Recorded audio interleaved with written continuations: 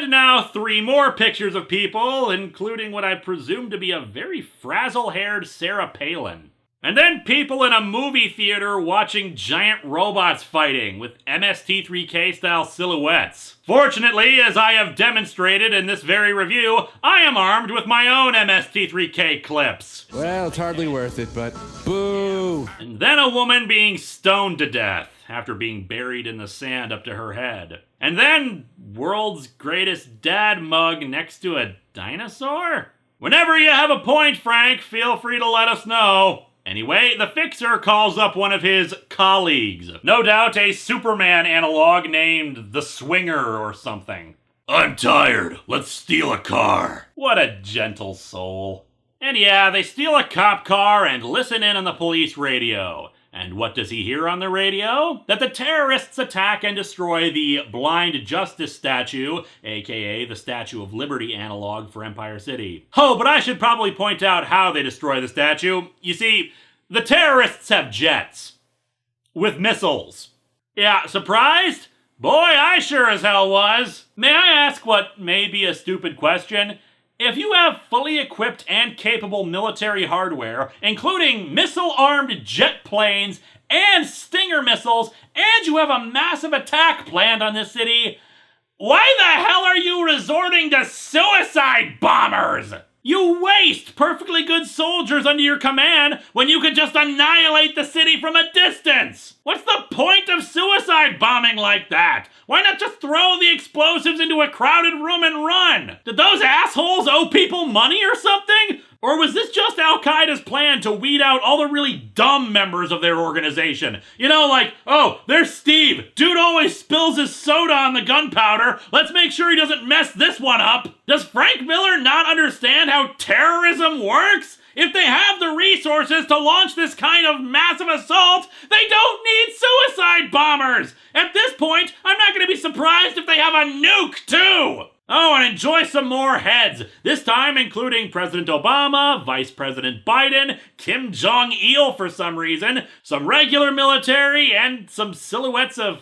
fists and a burning flag. What are you trying to say, Frank? At least the dumbass talking heads in The Dark Knight Strikes Again were saying things. What is the statement you're making when you just show the heads with no dialogue or captions? It'd be like suddenly cutting to still images of the other That Guy with the Glasses producers for no reason. So yeah, the Fixer has apparently been brought to complete silence by the destruction of the Blind Justice statue. No, it's not the death and carnage all around him that's left him speechless.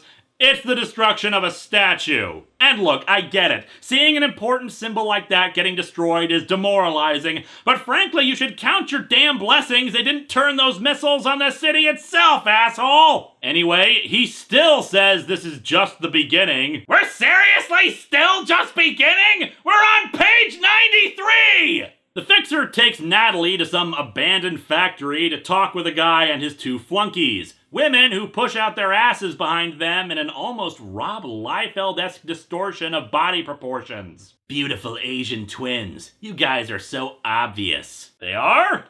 What's obvious? What are you talking about? Did we miss some dialogue since we apparently decided to actually have a plot in the final part of the book? Anyway, the guy that the Fixer came to see is a guy with a blue Star of David tattooed on his face. Oh, what new spore of madness is this? Oh, and I'm not kidding about the plot condensing. With 24 pages remaining in the comic, Frank apparently decided to fit all the backstory and plot onto 1 page and 24 panels. Star of David guy is named, of course, David. He's an ex-Mossad agent who got kicked out for being too extreme in his interrogation methods. David apparently enlisted the Fixer to join him if a night like this came. David has figured out something's going on at the telecom building, and he's assembling mercenaries to deal with it, while the Fixer deals with the South Side action, though nobody actually knows what that is. And what's the story with those killer geishas of his? Killer geishas? You mean the 2 Asian ladies in skin-tight black suits? So, not satisfied with being racist towards Arabs, apparently we've expanded to Japanese racism. Why not? Since Frank apparently really loved the 1940s propaganda comics unironically. Tara and Annika, two of his best students. They'd die for him if they weren't so busy killing for him. Or rather killing for the Fixer, since he immediately says that he has ordered them to kill the police commissioner. Said commissioner is corrupt and is actually working for the terrorists, misdirecting every squad car in town and leaving the city wide open to attack. So yeah, more cold-blooded murder from the gentle soul that is the Fixer. The mayor, what will he say? Who cares? Oh, it'll make you sick. He'll haul out a bushel basket of kids. Family is always the excuse. The excuse for what? What are you talking about? And now time for backstory for the Fixer. You got yourself a family, Crime Stopper? No, never. I was never born. In fact, I'm just a figment of your imagination. Murdered parents? An exploded planet? Don't be silly. Oh, why stop now? Then why fight crime? Practice, staying in shape, getting ready for tonight. I've spent my whole life getting ready for tonight. That is the laziest bunch of bullcrap motivation and writing I have seen in a long time. I know you lost the Batman stuff, Frank, but you could have given him something. An ex-soldier, a guy whose family died on 9/11, just friggin' something! Why even bother bringing it up if you're just gonna half-ass it like this? Oh, and he admits he's falling in love with Natalie Stack. Well, whoopity-doo-dah! You both have as much personality as that blank white space that's apparently our background, so we really care about your romance that will go nowhere and amount to nothing that's just sprung up! It's sad, really. After all this is over, they'll split up because of their different personalities and interests. But at least they'll always have terrorism. Anyway, after a caricature of Obama, we see a presumably Muslim man beat his wife for no reason. Nope, this is totally about terrorism and not Frank's own deep-seated issues. So back to the plot, or rather this low-fat imitation plot we've been served. The two arrive at the oldest mosque in Empire City, which the Fixer is sure to let us know that it was paid for by the Saudis and is really huge and mysterious. Without any cops or soldiers around, you'd think the National Guard would have arrived by this point, or does Frank assume that the military is controlled by the local police too, just to build on his ever-growing list of things he doesn't actually understand? It's up to the two of them to stop Al-Qaeda. You'd think police choppers would be swarming like hornets. That'd be profiling, so we watch them from space. What? And then he calls someone he only identifies as General and says to aim one of their pea shooters at Empire City. Natalie asks who he called. Somebody who doesn't command orbiting laser cannons that don't exist. But that could just be orbital wobble. You're telling me you're gonna blast a mosque with a laser from outer space? I don't know. I'm exploring options. Huh? No, Beppo the Invisible Monkey, I have not gone insane yet. But I think I soon will. He sends Natalie inside to get intel, telling her to get something to hide her face. You sure as hell better watch my back. There's no back I'd rather watch. Time and place, asshole! Also, giant snail. Probably just a statue, but maybe this is actually all part of the spiral curse from Uzumaki. It'd explain a whole lot. And Natalie, where did you get that trapeze line? And why do you look so bored? Isn't it weird how life imitates art, and I'm like sleeping right now too. Yeah. So she mugs a random woman and takes her full body concealing attire. The night wind blows away 7 centuries. The hell does that even... You know what? I don't care. To make a long, well, not really that long since all this comic story is in its final act, to make a short but dull story even shorter, she makes her way down farther in the mosque than anyone ever thought was there. It turns out there's some kind of ancient underground city below sea level that Al-Qaeda has taken over and populated with hundreds of fully armed soldiers, none of whom are wearing helmets, just all the bandages. But why would we expect things to make sense after ancient underground city underneath a mosque? Actually, there are helmets, specifically Spartan helmets, littering the place. I'd say it was just Frank being cute and referencing 300, but I don't think he's that clever. Archaeologists have only been able to shake their heads, bewildered by its ornaments, its architecture. Some say it was built by a race of madmen. I sincerely doubt that, since this is the first legitimately detailed background we've had in the entire damn comic. Oh, and a big lake of Pepto-Bismol. I don't get it. Also, some guy in a wife beater. He's apparently Irish according to the comic, but given Frank's prior experience writing Irish characters, or rather Irish Ninja Black Canary, I'm not exactly sold on this. Also, he calls the terrorists sand monkeys. I guess everyone is racist today. The Irish guy sees through Natalie's fake accent right away, but doesn't care. Because I guess he's an idiot. Well, he's especially one because he outlines Al-Qaeda's entire plan, that they've smuggled in components from 37 countries and assembled this giant device, ostensibly some kind of large bomb. I just now got the whole works put together, and a fine piece of falderall she is, but damn those Ruskies to hell's own belly. From 37 countries they smuggled the components, 37 no less, and not a soul among them's got the God-given wits to see they're reading their own blessed blueprints upside down. So upside down she is. The hell does that mean? If you assembled it, doesn't that mean you put it together upside down? And it's just upside down blueprints. If it came shipped that way, then turn it right side up. Listening to this man makes my brain hurt. You and me both! What is even happening now? The woman Natalie stole the clothes from was supposed to be carrying a trigger for the device, but naturally she doesn't have it. With no other choice, she has to reveal herself, but here's this stupidity for you. They look at murder like they're giving with a mitzvah. They get their rocks off giving their own death a big wet French kiss. But they're still scared of girls. I give the boys a non-second of fishnet shock. And then they immediately detain her or shoot her, right? Because they're not stupid, and that's not the purpose of the face and body concealing clothes. No, they just look in shock, which allows Natalie to kill the Irish guy with boot to the head, then evade the gunfire of the soldiers.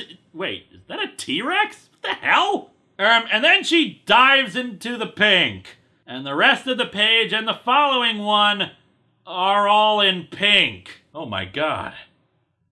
It's finally happened. This is what happens when there's too much pink energy! This is why too much pink energy is dangerous! Give my regards to those 72 black-eyed virgins, you son of a bitch. It's really hard for me to muster up any more contempt for this book and its writer than I already have. Plus, it's really hard for me to be snarky about any of this when their entire battle is being waged in pink lemonade. 3, 2, 1. Okay, it's time for the commercials. I should know. I'm from the future. 5, 4. Wait a second. You guys are back early. I'm going to have to figure out what that means for the space-time continuum. They quickly capture Natalie and... what the hell? They tied her up using Japanese rope bondage? I don't... what? Oh, and this is what I meant earlier. Sexualized Natalie Stack in rope bondage as a hostage who's waiting for Fixer to rescue her. Of course. Oh, and it's finally time to meet the leader of this operation. The grand puppeteer who has manipulated the police commissioner, destroyed a large statue, organized Jetson and invasion, and what the hell is that? His entire body is covered in beads except for his mouth, and those beads are underneath his robes and turban. This guy actually dressed himself like this. He chose to put this stuff on. There. Sure glad I don't look stupid in this. Wait a second. I know what's actually going on here. He's using the vibrating heat suit from Jimmy Tango's Fat Busters. I'm taking those speed pills of yours, and I'm wearing your vibrating heat beads. And by riding your snake, not only have I shed 65 pounds in 4 days, but guess what? I found out I'm the devil! Oh dear lord, this artwork is so awful. Look how tiny this guy is compared to Natalie Stack and the other terrorists. Apparently the leader of Al-Qaeda hails from the land of elves. Oh, but the absolute cherry on top of this sundae is the dialogue. Not all of us around here have a problem with English, my curvy young infidel. And not all of you have a problem with being a lecherous weirdo, you short, beady weirdo. And as my unfortunate Irish colleague demonstrates, our recruits aren't limited to those from the Middle East. By his own admission, he wasn't a recruit. You guys were paying him to build your bomb. And no, I didn't keep you alive just to gloat. It was also to leer at you. Also, main character shields. Your beheading will make a bitch of a video. Maybe if we'll do you nude, that'd put the fear of Allah in you. Are you real? Are you really what Frank Miller thinks the leadership of Al-Qaeda is like? That's adorable. Okay, alright, I'll gloat. You Westerners slay me with your naivete. We come right out and call ourselves Al-Qaeda, the Cell, and you don't stop to consider what that means. You're big fans of that Jennifer Lopez sci-fi movie? And here's where we get into Frank Miller's paranoid ramblings and conspiracy theories. We're scarcely a microbe, a speck, a tiny part of an organism so vast as to be beyond belief. Were I utterly at your mercy right this minute, bloody, beaten, sniveling like a baby, ready to tell you everything, even I could only provide the vaguest hint of the organization's size. Or its true purpose. True purpose? What, are you actually aliens intent on using us as cattle? Al-Qaeda's been pretty clear about their true purpose the whole time. And apparently they got the trigger they wanted anyway, so they ready their bomb. Except then silly Al-Qaeda leader Beadman gets his arm blown off, as do the heads of some of the Muslim mummies. The Fixer comes swinging in wielding twin guns, some kind of big rocket cannon on his back, and a puke green face shield. After setting off some grenades, he slaps a green face mask on Natalie and fires the big cannon at the bomb. We don't see it, but Natalie helpfully narrates to us as the terrorists who were still alive begin vomiting out their own intestines and disintegrate. The bomb that Al-Qaeda was planning to detonate was some kind of chemical weapon. And so our comic ends 6 weeks later with Dan Donegal waking up from a nightmare of another nail explosion. And it's just describing how the city is kind of quiet, some people coughing, and people suffering from post-traumatic stress disorder. No wonder we call it terror. The end! This comic sucks! Sucks! Sucks! Sucks! Sucks! Sucks! Sucks! Sucks! Sucks! Sucks! Sucks. Let's put aside the bigotry in full force here, the inaccuracies about Islam, and the horrible opinions of its critically acclaimed writer and artist for the moment. I think I've gone over all of that in wonderful detail throughout this whole lengthy review. No, let's instead talk about everything else that's wrong with it. The writing is dreadful. There's no characterization here. People say words, but they're all plot-related stuff. The Fixer is a non-entity, same for Natalie Stack. They exist solely to beat up terrorists and talk about how awesome they are and how terrorists are assholes. That's it. Hell, why did this thing even end with Dan Donegal? He was in the story for like 3 or 4 pages before that ending. The plot itself is weak as all get out. Terrorists attack, the two kill the remaining terrorists. That's all. And that leads me to a huge problem with the thing. The pacing. Over half the book is dedicated to our heroes chasing each other, then the terrorist attack, and then them deciding to stop the terrorists. It takes us 2/3 of the way into the book before the two get their first clue, which ends up being a dud anyway to lead into an action scene. It's only in the last third of the book that the plot actually gets around to moving forward, and even then it's full of utter ridiculousness. Why the David guy? What purpose did he serve in the story? Why does he have a Star of David painted on his face? Why does he have 2 twin Asian assassins working for him? Why didn't the mosque have any guards or security systems to alert them of Natalie's presence? What was the deal with the bomb being upside down? Why did Al-Qaeda need to subcontract some Irish guy to build their bomb? Don't they know how to make bombs? In fact, I'd assume they were kind of experts on the subject. Why the conspiracy theory nonsense about Al-Qaeda being some huge Leviathan organization with hidden motives beyond what we see? Frank Miller's always going on about how we need to deal with our big enemy, Al-Qaeda, and how America is too lazy and stupid to deal with them, so why make up crap that will only alienate people from your cause? What the hell was the deal with that Al-Qaeda leader? It just raises too many questions.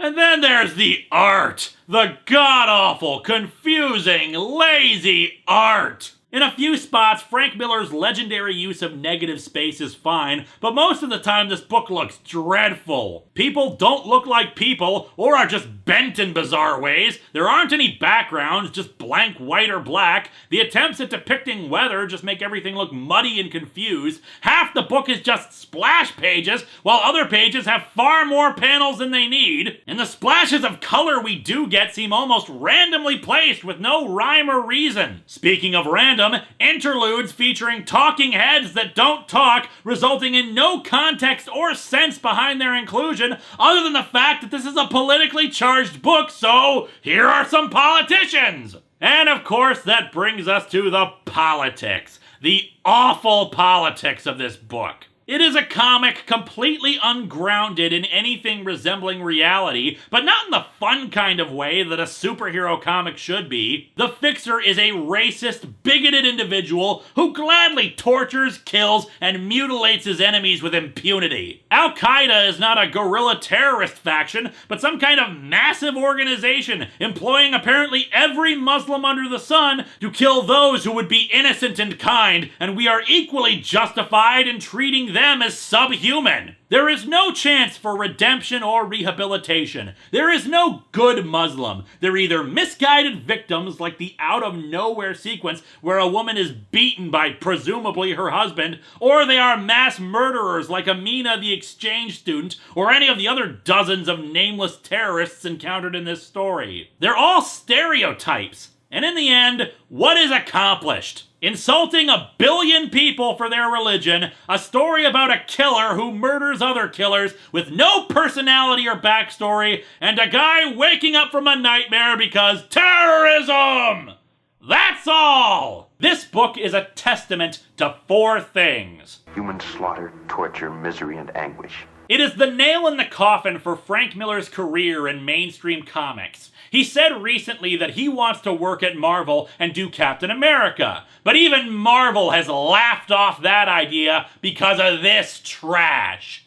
And yes, it is trash. Let me make something clear here in relation to the tagline of this show, Where Bad Comics Burn. I am an advocate of free speech. I do not deny Frank Miller the right to publish this thing, nor do I deny others the right to purchase it if they so choose. However, this copy belongs to me. It is my property. And I have decided that I do not want it in my home any longer.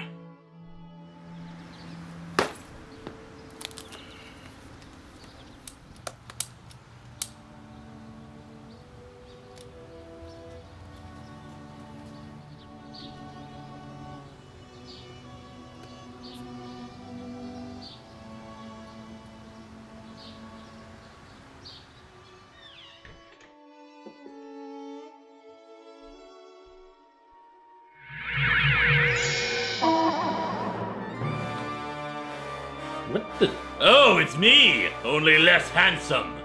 Who the hell are you? And why do you look like me, but with a stupid Evil Mirror Universe goatee? Oh.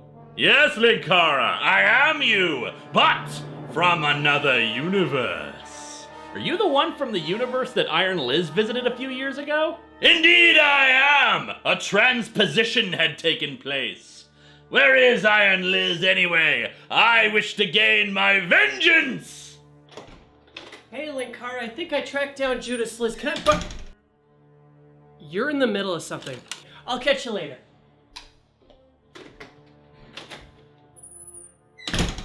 She's around. She's just doing her own thing. Well, I'll deal with her soon enough. but we seem to be at an impasse ourselves. What the hell are you doing here?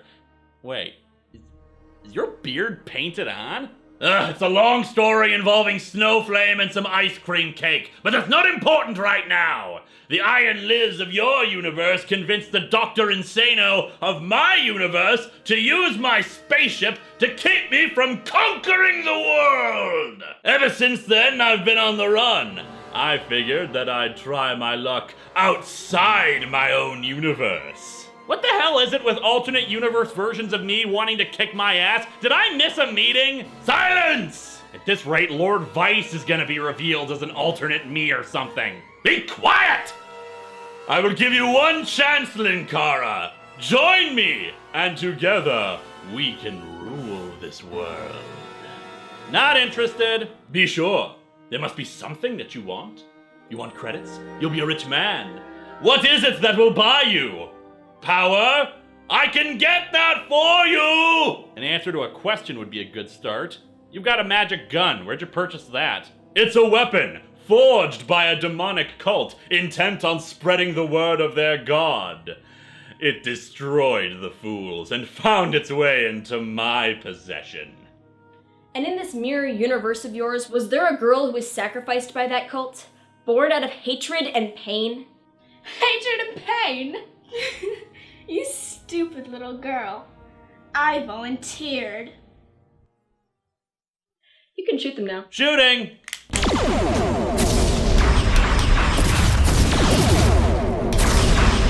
You do realize you have, like, no room for cover, right? I opened up the living room a while ago. Really? Because there's a table right here. But then again, who needs cover when you've got superior technology? I did not come here unprepared, Linkara. Behold the wonders of the arsenal of oppression.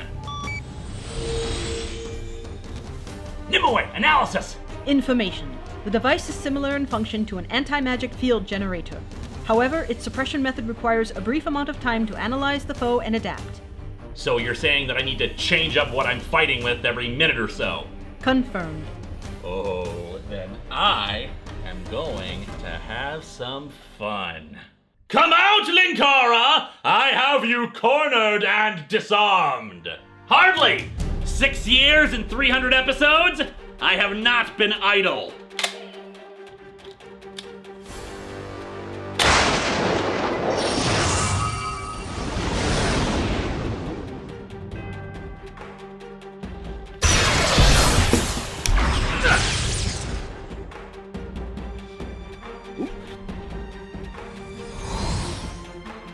So soon? All right, let's change it up.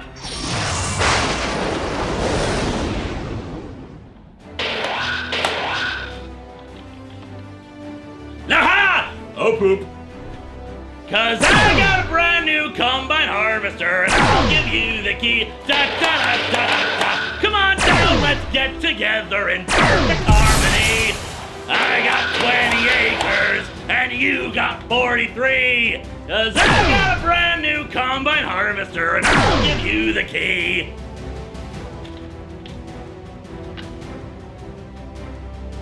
Huh.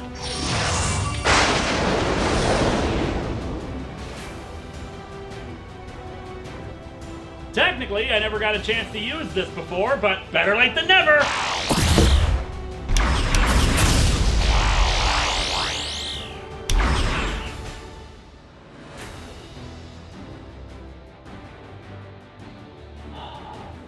That's just peachy. Would you stop cosplaying already and fight me, you shrill hobo? Funny you should mention that. I really love this coat.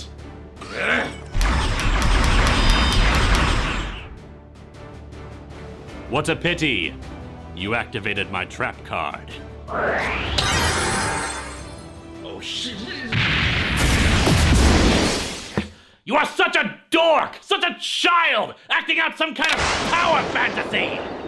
I prefer to think of it as sound strategy. You're just as egomaniacal as I am. We're not that different.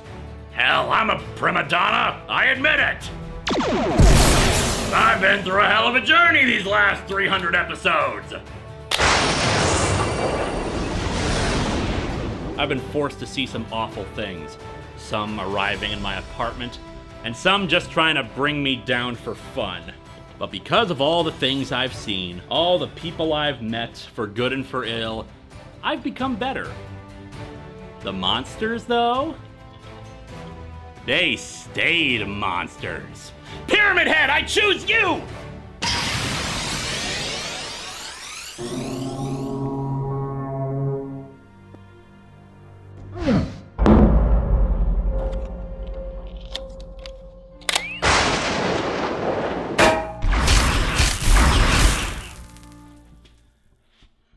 It hasn't been easy. A few times since I started, I've wanted to give up.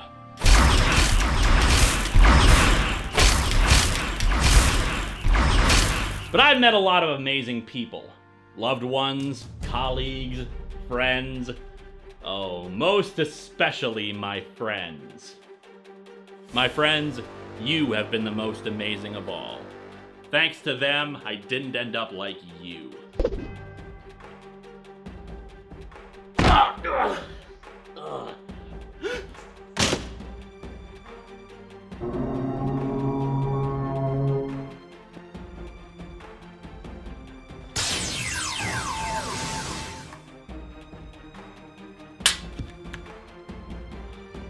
The device, if you would be so kind.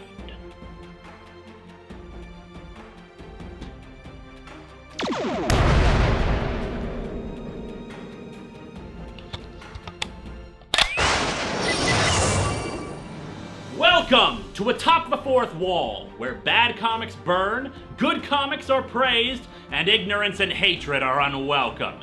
Now take your gun and go back where you came from. Why do you wear that stupid flower crown anyway? I get bored, I go on Tumblr, shoot me. You're the real evil one. Yeah, now get the hell out of my universe, you big baby.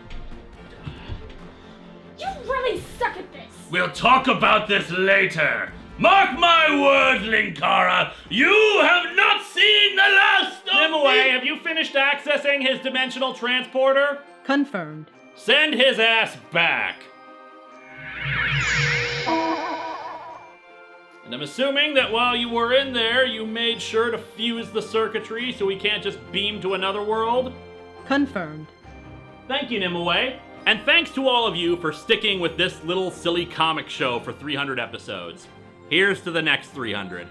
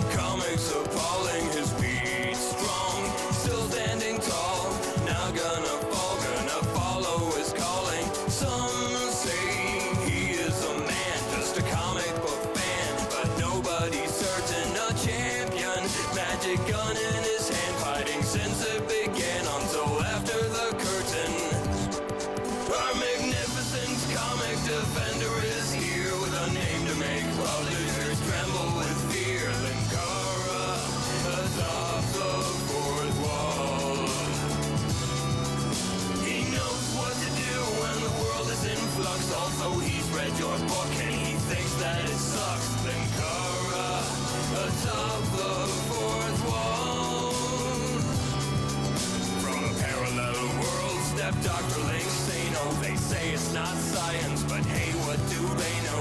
He is not really a threat, or a genius, he hasn't accomplished much yet.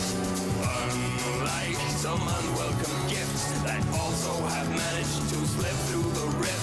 But Lord Vice is a thing of the past, and it seems Megacar has been finally trashed, right?